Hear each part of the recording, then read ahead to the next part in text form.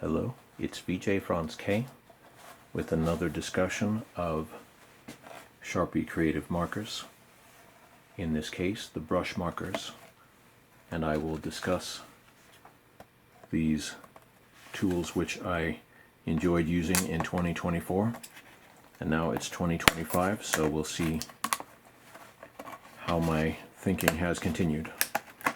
We just looked at the brush tip. We just looked at the earth tones set that was available, I think, so far only in bullet tip, but I really like the brush tip, so we're going to look again at a brand new set of the brush tip markers. So here is the green, and the first thing you'll notice is that there is a little shake ball inside, a stirring ball inside these. It's so full of paint you can't really hear it, or maybe they've made it quieter, I don't know.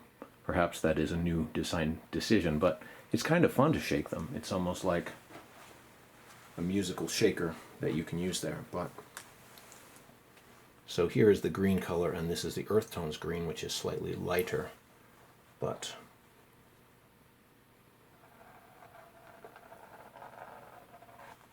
those first lines, you can see how sharp the brush tip really is to be able to get these super fine lines. That's why, even though the bullet tip creative markers are very good, I just really prefer the brush tip.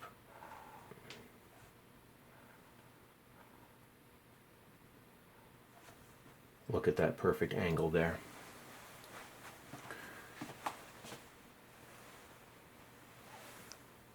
Let's zoom in on the shape a bit more so you can see that really fine detailed line I'm able to do. And obviously, if you've been using regular markers for most of your life, at first you don't know what to do with brush markers when you get them, because obviously they don't respond to a heavy-handed usage. It's really so much better when you get the control to be able to be super light, barely touch the surface at all with it, and you can get these fine lines. But then, if I then add a little more pressure and then a lot of pressure, beautiful wave there.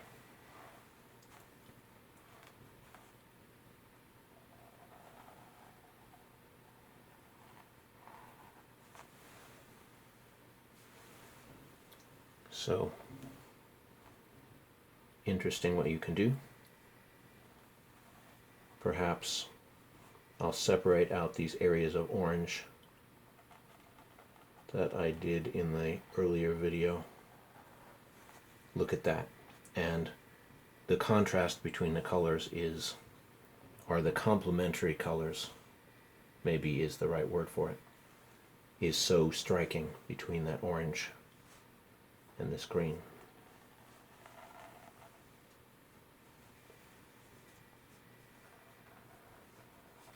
And obviously there have been excellent markers available for a long time, but the other thing about the Sharpie creative markers is that they are relatively inexpensive. So I can actually afford to use them constantly whenever I am out and about, ready to do an illustration anywhere, or if you're on break time at work or college or wherever you are, enjoy a bit of creative time.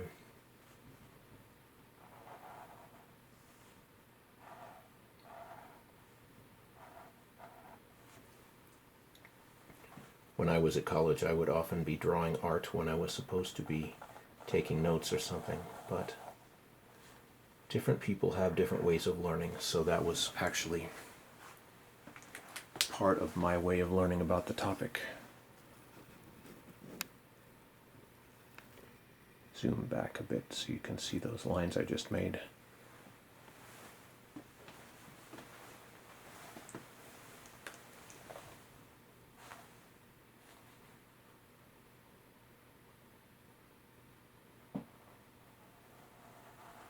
Going through the darker greens here, and then using a lighter green.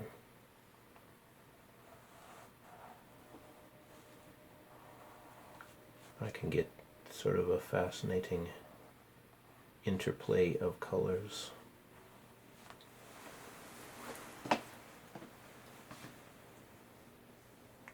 So,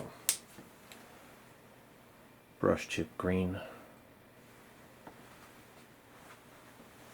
I guess I should get an affiliate link because I keep talking about these. So when you see me set that up, I will be VJ Franz K there too, probably. So here is, I was describing it in the previous video, the standard yellow as sort of an electric yellow, whereas the earth tones yellow here, do you see? The earth tones yellow is more of a natural plant yellow, or as they had that special Lion King Mufasa tie-in, it could be the yellow of a lion.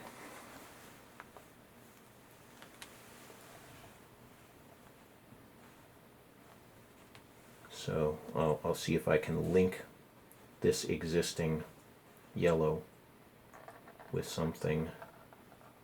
Yeah, it blends okay. Look at that.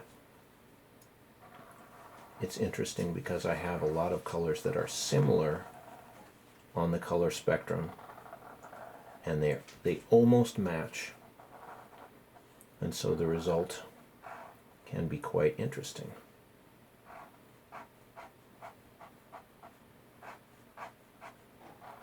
Here are the yellows sort of competing or interacting there.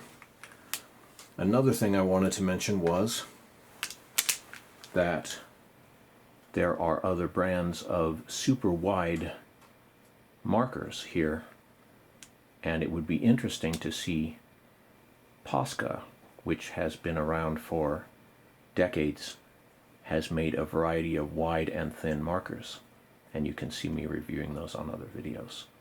But it would be interesting to see Sharpie Creative Markers make an ultra wide marker and just see what people would be able to do with it. This one you really have to shake up, and you also have to, you see you have this very wide sort of thing which you can use on the flat way, or as you learn to use it, you can use it also sideways like this, sort of go along things. But see, I'll try to use this, and be very careful how you pump the marker though, because you can have it pour out a bunch of paint, but then have the paint drip in some way that you don't like it. Now, for some graffiti art or pouring paint, you might like to have dripping ink or paint in some way. See, I've sort of refined that edge there. But if it's too much of a drip, it could spoil your design. So just be aware. So here I am using the narrow side of the marker to sort of make a fine line but then I could go downward, and then, do I dare to make a wide line going through it, going through that area there, adding some interest to the design. Did that show up? I guess not. I need to zoom further back there. There it is. So I did that wide line there, and then so here I could start by going thin, find that to be an interesting sort of edge there, but now I'll go along that edge and then cut down through it.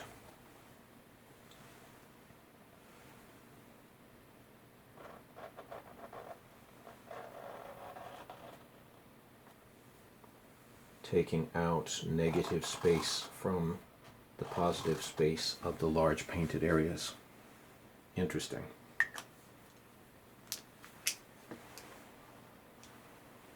Gotta be careful that I don't overdo that, of course. There it is. So yes, it would be interesting. Oh, and unfortunately, this puts off a lot of paint fumes, these large markers. So that is one other good thing about the Sharpie creative markers, is they don't put out a lot of fumes.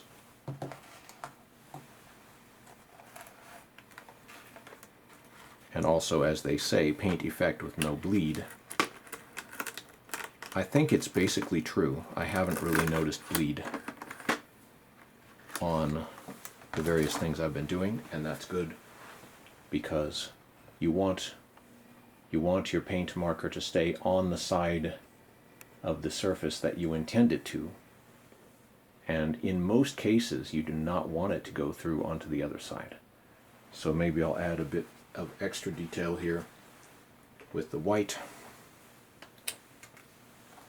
Obviously, like I was saying, it would be great if there was 2 black and white markers in the box instead of just 1, because you may find a lot of uses for them. Early fine lines there, creating what could be a kind of a cyclops or something. A lot of these abstract images, I'm not sure exactly what they are supposed to be, but that's the beauty of abstract art, is you don't have to know, and you can let other people try and figure it out, and maybe they'll explain to you what they think it is, and you will be surprised.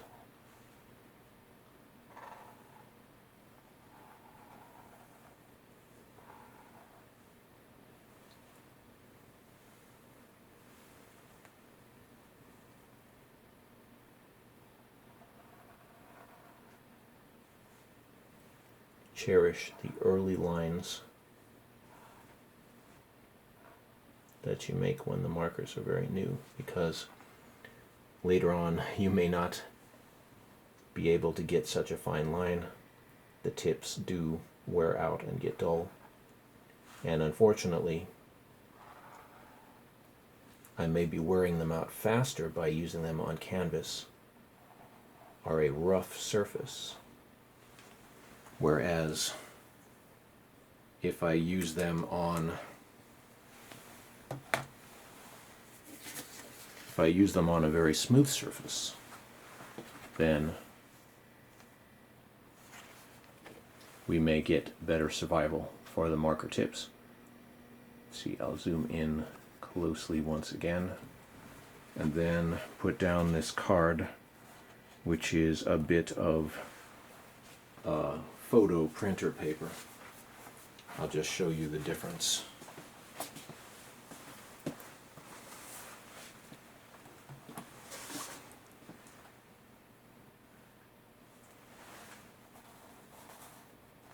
Put this down here.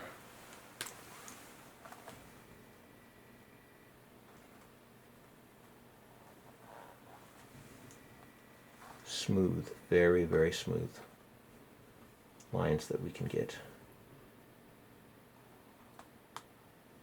Just a little pressure.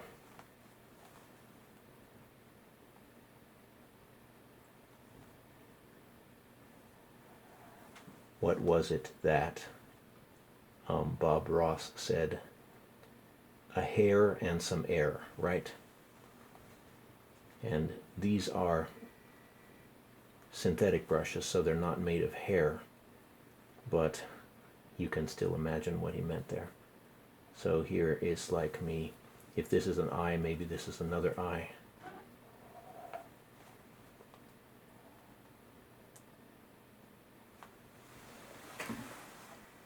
Oh wait, we have to zoom out because you can't see what I'm doing.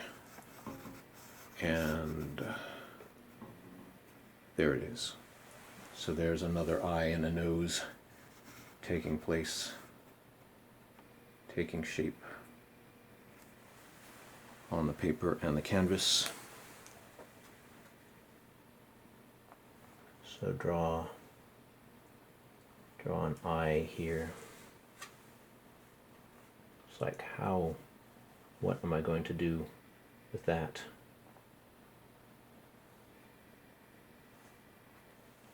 Here's a mouth and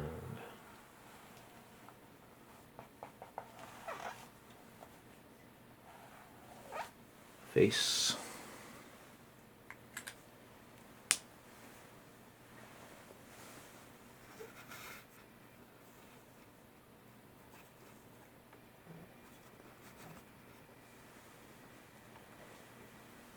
Let that dry just a minute.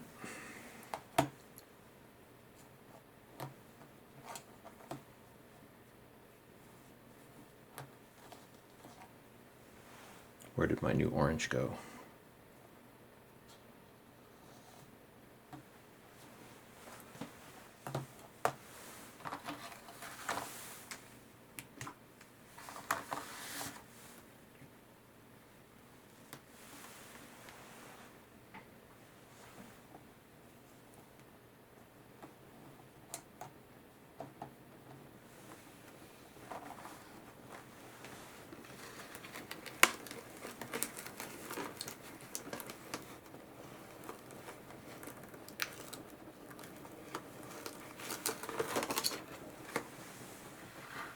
From the Creative Markers, the orange.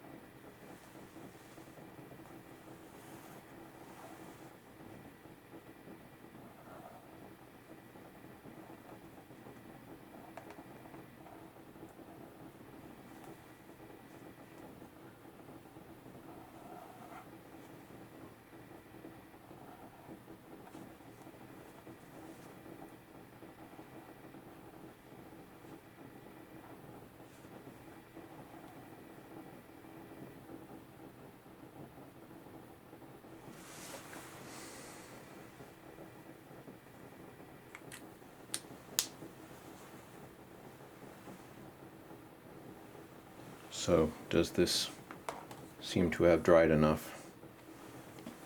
Now I can go back here, cover over that earlier green with yellow. And mostly it has covered it up. The color is semi-opaque. So that is what we're talking about when we say paint markers. The primary brilliant feature of paint markers.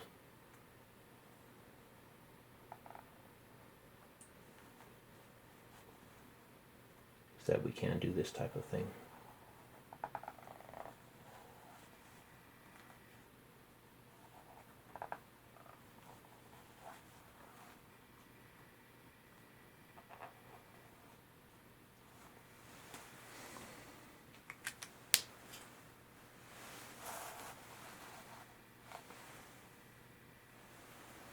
Anyway, this has been VJ Franz K talking a bit extra about Sharpie brush markers, creative markers with brush tip. Please like, subscribe, leave your comments. Consider supporting me here or on Patreon. Thank you so much for watching.